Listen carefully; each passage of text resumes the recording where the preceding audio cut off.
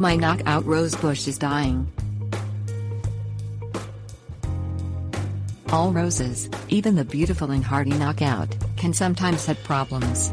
While most of these issues will not kill the plant, they can cause leaf spots, yellowing, wilting and blight that may make it look like the rose is dying. Pests and disease. Black spot disease and mildew can still cause problems for knockout roses.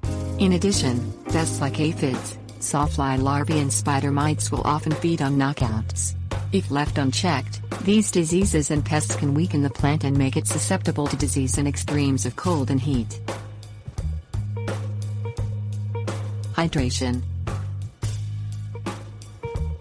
Roses do not like to have wet feet but still need adequate water. A good rule of thumb is to water 1 inch per week, 2 inches in arid climates or drought conditions. Mulch around the base of the rose to hold moisture.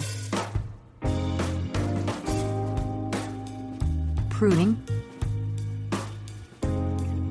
Knockout roses should be pruned hard in the spring.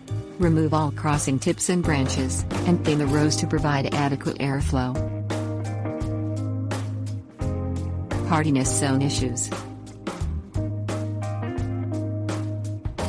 Knockout roses are considered to be hardy through U.S. Department of Agriculture Zone 5, but if you live in an area close to the dividing line between two zones, your roses may not tolerate harsher weather. Consider replacing your knockout with a rose more suited for your location.